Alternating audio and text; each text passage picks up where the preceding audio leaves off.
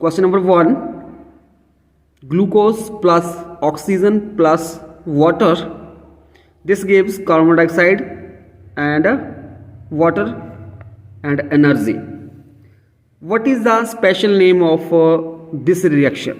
A option displacement, B option dissociation, C option respiration, D option double displacement. जो हमारे पास ये reaction है, इन दिस केस ग्लूकोज साथ में ऑक्सीजन और साथ में वाटर, इन दिस केस क्या बन रहा है हमारे पास कार्बन डाइऑक्साइड और वाटर. तो ये रिएक्शन जो है ये इसके लिए हम जो अनदर नेम जो है इसके लिए that is known as the respiration. So C is the correct option. Question number 2, what type of reaction is change of calcium carbonate into calcium oxide and carbon dioxide? A option combination, B option dissociation, C option displacement, D option double displacement. जो reaction होती है जिसमें calcium carbonate, calcium oxide और carbon dioxide में change होता है, उस reaction को हम डिसोसिएशन रिएक्शन बोलते हैं. So here B is the correct option. Question number 3, what types of reaction is silver chloride, sunlight में क्या बन जाएगा वो silver plus chlorine. A option endothermic, B option exothermic, C option heat insulated, D option heat sensitive. देखो silver chloride को sunlight के साथ treat कर रहे हैं हम, तो सिल्वर बन रहा है और क्लोरीन. इन दिस केस जो हमारे पास हीट जो होगी वो ऑब्जॉर्ब होगी, तो here A is the correct option. This is a endothermic reaction. So here A is the correct option. Question number 4, which gas is flushed into the packets of chips by manufacturers of chips? A option carbon dioxide gas, B option sulfur dioxide gas, C option nitrogen gas, D option ozone. जो हमारे पास कंपनियां जो होती हैं जो chips बनाती हैं, वो चिप्स के पैकेट में कौन सी गैस को फिल करती है? सो जो चिप्स के पैकेट होते हैं उसमें नाइट्रोजन गैस फिल की जाती है, जिसके कारण जो है वो चिप्स जो है खराब ना हो. So here C is the correct option. Question number 5, following reaction is, ये हमारे पास एक रिएक्शन दी गई है, ammonia plus sulphur dioxide, nitrous oxide और प्लस वाटर. फर्स्ट दिया और displacement reaction, second combination reaction, third redox reaction, fourth neutralisation reaction. हमारे पास ये रिएक्शन है, इसमें से आपने जो हमारे पास first second third fourth option दी गई हैं, कौन सी जो ऑप्शन है करेक्ट है for this reaction? So here this is a displacement reaction, ये भी करेक्ट है. साथ में it is a redox reaction. So here C is the correct option, first and third. Question number 6, according to mainly periodic table, the arrangement of element is A option increasing order of atomic number, B option decreasing order of atomic number, C option increasing order of atomic mass, D option decreasing order of atomic mass. According to Mendeleev periodic table, जो arrangement है element का उसको हम increasing order of atomic mass के according arrange करते हैं. So here C is the correct option. According to Mendeleev periodic table, the arrangement of element is increasing order of atomic mass. Question number 7. Which element occupy gap left in Mendeleev periodic table? A option germanium, B option chlorine, C option oxygen, D option silicon. जो mentally periodic table है, कौन से element है जिसको space रखा गया है left gap में? So here germanium is the correct option. Question number 8, which one of the following is outermost shell for elements of period 2? A option K shell, B option L shell, C option M shell, D option N shell.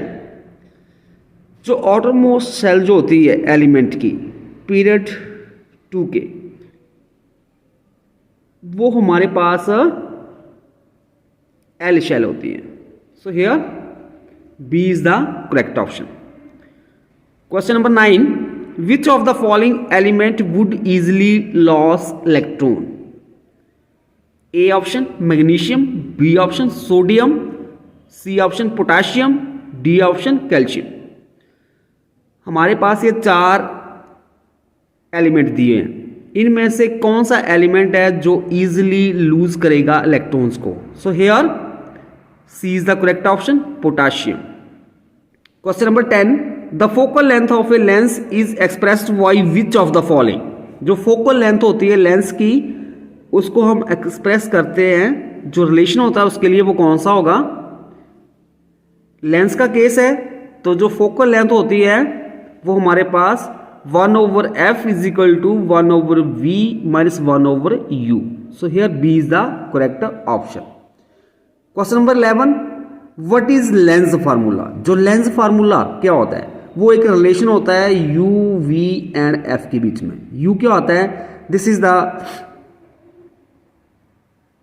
Object distance from the lens, v जो होगा image distance from the lens, और f जो होगा this is the focal length of the lens.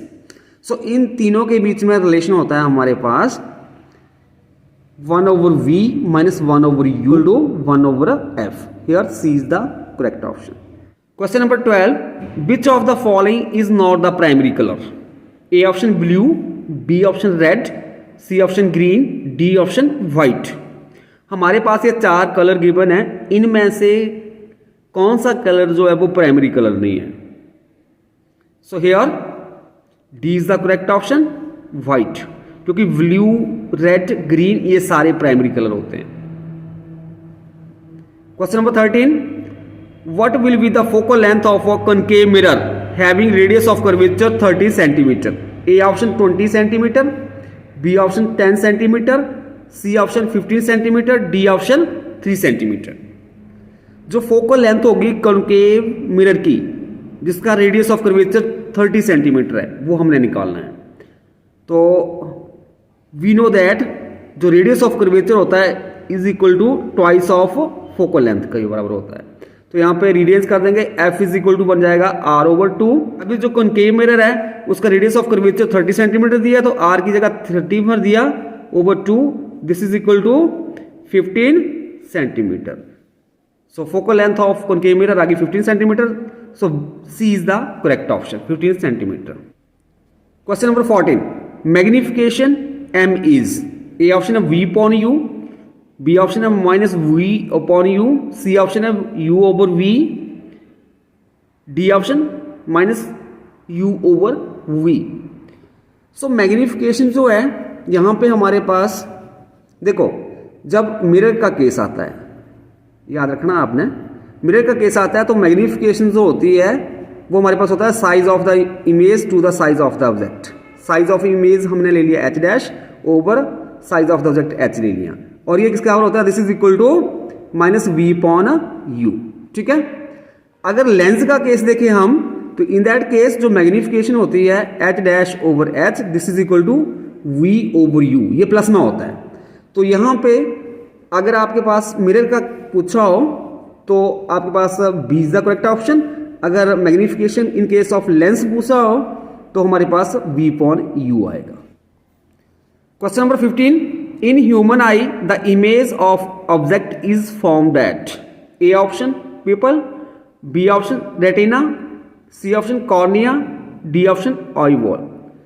जो human eye होती है उसमें जो ऑब्जेक्ट की इमेज कहाँ पे फॉर्म करती है, तो वो हमारे पास रेटिना के ऊपर फॉर्म करती है। So here B is the correct option.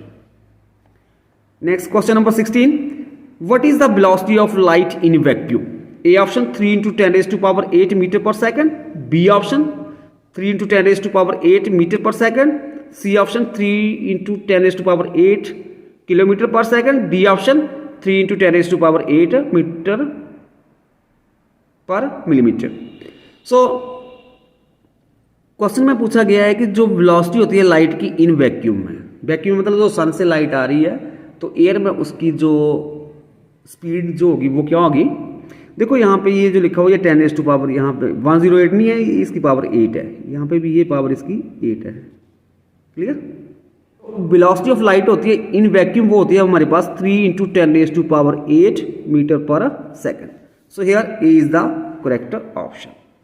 Question number 17, human eye is most sensitive to which colour? A option red, B pink, C green, D yellow. जो ह्यूमन आई होती है वो वेरी सेंसिटिव होती है कौन से कलर के लिए? रेड के लिए, पिंक के लिए, ग्रीन के लिए, या येलो के लिए? तो हमारे पास जो C is the correct option होगी कि जो ह्यूमन आई है is most sensitive to green colour. Question number 18, colour of the eye is determined by A option pupil, B option iris, C option cornea, D option none of these. जो colour होता है eye का is determined by iris. So here B is the correct option. Question number 19, the potential difference between 2 points can be expressed as? A option V क्या होता है? Potential. W होता है work done, क्या होता है? Charge. So potential is equal to work upon charge, B option. Charge is equal to potential multiply work done, C option. Work done is equal to potential over charge, D option. Potential is equal to charge upon work done. जो potential difference होता है उसको हम express करते हैं, potential जो होता है potential is equal to work upon charge. So here A is the correct option, V is equal to W over Q. Question number 20, the work done in taking a charge of 2 coulomb across 2 points having potential difference 12 volt is? A option 2 joule, B option 6 joule, C option 24 joule, D option 1/6 joule। एक charge 2 coulomb का है और उसको ले जाने के लिए जो वर्क डन होगा अक्रॉस द 2 पॉइंट्स और जो पोटेंशियल डिफरेंस है 12 वोल्ट इज। तो क्वेश्चन में जो गिवन है हमारे पास चार्ज क्या कितना है 2 कूलम और पोटेंशियल डिफरेंस हो गया 12 वोल्ट और we know that work done होता है potential multiply charge. So this is equal to potential हो गया हमारे पास 12 charge 2, this is equal to 24 joule. So here C is the correct option, 24 joule. Question number 21, the unit of electric power is? A option watt, B option volt, C option ampere, D option ohm। जो electric power होती है उसके unit क्या होते हैं? So we know that the unit of electric power is watt. So here A is the correct option, the unit of electric power is watt. Question number 22, what maximum resistance can be obtained by combining 3 resistances each of 1/3 ohm? A option 1/3 ohm, B option 1 ohm, C option 1/9 ohm, D option 3 ohm। जैसा कि हम जानते हैं अगर हमारे पास number of registers given है, अभी हमारे पास यहाँ पे 3 रजिस्टर गिवन है, अगर हम उन तीनों रजिस्टर को सीरीज में ज्वाइन कर देते हैं तो हमें मैक्सिमम रेजिस्टेंस मिलेगी। ठीक है, अगर हम उनको पैरेलल में ज्वाइन करते हैं तो रेजिस्टेंस जो होगी वो मिनिमम होगी। ठीक है, सो 3 रजिस्टर हैं और प्रत्येक की रेजिस्टेंस कितनी है 1/3 ओम। तो resistance in series R S equal to, तीन रजिस्टर होंगे तो तीनों का सम R1 plus R2 plus R3, और प्रत्येक रजिस्टर की रेजिस्टेंस 1/3 ओम है, तो ये हमारे पास बन जाएगी 1/3 ओम प्लस 1/3 ओम प्लस 1/3 ओम। सो अभी यहाँ पे 3 LCM हो जाएगा, ऊपर 1 plus 1 plus 1, this is equal to 3/3 ohm, this is equal to 1 ohm. So maximum resistance आ जाएगी 1 ohm. So here B is the correct option. Question number 23, how is fuse connected in an electric circuit? A option in series, B option in parallel, C option both A and B, D option none of these. जो fuse होता है उसको हम electric circuit में किस तरह से connect करते हैं? सो हम ऑलवेज फ्यूज को सीरीज में कनेक्ट करते हैं इन एन इलेक्ट्रिक सर्किट, जिससे कई बार ओवरलोडिंग हो तो उसके कारण जो फ्यूज होता है वो मेल्ट हो जाता है और हमारे पास जो अप्लायंसेस है वो हमारे पास सेफ रहते हैं। Question number 24, the direction of magnetic field produced on passing electric current in a conductor is determined by? A option Maxwell left hand rule, B option Fleming right hand rule, C option Fleming left hand rule, D option Faraday law. जो direction होगी magnetic field की, जो produce होगी on passing electric current in a conductor, जब किसी conductor में से current flow करेगा और जो डायरेक्शन ऑफ मैग्नेटिक फील्ड जो है हमने फाइंड आउट करनी है। मतलब जब किसी कंडक्टर में से करंट पास करता है तो उसके चारों ओर मैग्नेटिक फील्ड लाई करती है in the form of concentric circle, तो उसकी डायरेक्शन को हम फाइंड आउट करने के लिए किस रूल का यूज करते हैं? Maxwell left hand rule. So here A is the correct option. Question number 25, the direction of the force produced in a current carrying coil placed in a strong magnetic field is determined by? A option Maxwell right hand rule, B option Fleming right hand rule, C option Fleming left hand rule, D option Faraday law। जो direction होगी, जो force produce करेगी जब किसी current carrying coil को हम strong magnetic field में place करते हैं, मीन्स अगर हम जो मैग्नेटिक फील्ड है उसमें किसी करंट कैरिंग कॉइल को प्लेस करेंगे तो वो एक फोर्स एक्सपीरियंस करेगी और उस फोर्स को हम फाइंड आउट कर सकते हैं with the help of Fleming left hand rule. So here C is the correct option. Question number 26, an electric generator convert? A option electric energy into mechanical energy, B option mechanical energy into heat energy, C option electric energy into chemical energy, D option mechanical energy into electric energy। जो एक electric generator होता है वो हमारे पास mechanical energy को electrical energy में convert करता है। So here D is the correct option, an electric generator convert mechanical energy into electric energy।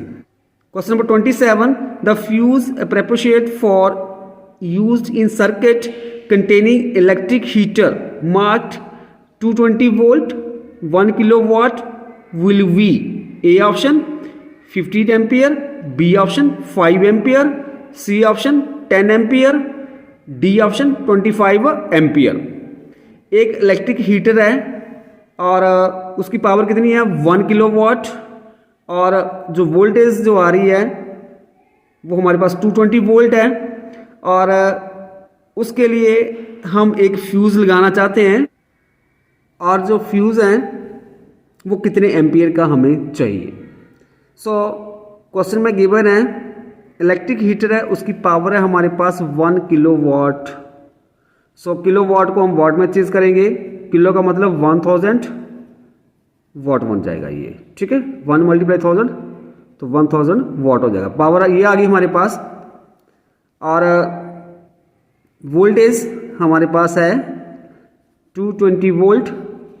So we know that P is equal to V I होता है, तो हमने I निकालना है, तो I is equal to P upon V हो जाएगा। सो P कितना है हमारे पास 1000 डिवाइड बाई 220, तो यहाँ पे आ जाएगा 0 के साथ ये 0। 22 से जब कटिंग करेंगे तो हमारे पास यहाँ पे अप्रॉक्सीमेटली 4.5 आ जाएगा। So here B is the correct option, 5 ampere. Question number 28. The magnetic field of a solenoid may depend upon A option nature of core, B option current, C option number of turns, D option all the above. जो magnetic field होती है solenoid की वो depend करती है nature of core के ऊपर भी, करंट के ऊपर भी और नंबर ऑफ टर्न्स के ऊपर भी। So in this question D option जो होगी करेक्ट ऑप्शन होगी, all the above. Next question number 29. The vast source of energy on the earth is A option wood, B option coal, C option sun, D option moon. जो vast source होगा energy का on the earth वो होता है हमारे पास sun. So here C is the correct option. Question number 30. Natural gas is mostly A option methane, B option ethane, C option propane, D option pentane. जो natural gas होता है उसमें mostly methane होती है। So here A is the correct option, natural gas is mostly methane. Question number 31. The combination of solar cell is called A option solar panel, B option solar band, C option solar circle, D option solar plate. जो combination होगा solar cell का उसको हम solar बोलते हैं। So here A is the correct option, the combination of solar cell is called solar panel. Question number 32. The element use in manufacturing solar cell is A option copper, B option tungsten, C option sulphur, D option silicon. जो solar cell जो है उसको बनाने के लिए किस element का use करते हैं, तो हम किसका करते हैं, सिलिकॉन का। So here D is the correct option, the element use in manufacturing solar cell is silicon. Question number 33. Which of the following is an omnivore? A option cheetah, B option lion, C option cow, D option eagle. हमारे पास ये 4 option दी गई है, इनमें से कौन से ऑप्शन हैं जो कि ओमनिवोर हैं? So here D is the correct option, eagle. Question number 34. Which of the following is an example of non biotic element? A option temperature, B option rain, C option soil, D option all of these. So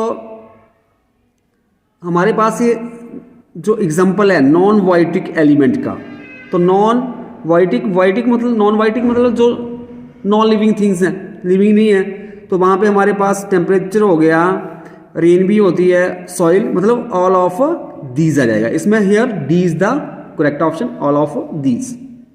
question number 35. Conferences and seminars are arranged to discuss about environmental problem at A option state level, B option government level, C option local level, D option international level. जो हमारे पास conferences होती हैं, seminar arrange किए जाते हैं about environment problem, तो वो हमारे पास जो है वो इंटरनेशनल लेवल के लिए उनका अरेंजमेंट किया जाता है। So here D is the correct option. Question number 36. In which topic level are herbivores kept? A first, B second, C third, D last. So in this question D is the correct option. last. Question number 37. Which society of Rajasthan had considered the conservation of forest as their religious faith? A option Bishnoi, B option Brahmins, C option वैश्या, D option Rana. जो राजस्थान में एक society है और उसको हम consider करते हैं conservation of forest as their religious faith, मतलब जो कंजर्वेशन होगी फॉरेस्ट की वो उसको रिलीजियस फेथ मानते हैं. In this question B is the correct option, Brahmins. Question number 38. Which government started Amrita Devi Bishnoi Award? A option India, B option Haryana, C option Bihar, D option Rajasthan. जो Amrita Devi Bishnoi award जो है कौन सी government ने start किया है, तो वो हमारे पास राजस्थान गवर्नमेंट द्वारा ये स्टार्ट किया गया है. So here D is the correct option. Question number 39. Who first of all plan the construction of dam in India? A option Portuguese, B French, C British, D Indian. India में जो dam जो है उनकी constructions किसने शुरू की थी, तो हमारे पास यहाँ पे C is the correct option, British. जो ब्रिटिश थे उन्होंने इंडिया में सबसे पहले बांध जो है डैम बनाना आरंभ किया था. Question number 40. The displaced person of which dam have not been benefited till date as promised? A option Sardar, B option Tiri, C option Vakda, D option Tawa. So here B is the correct option, Tiri.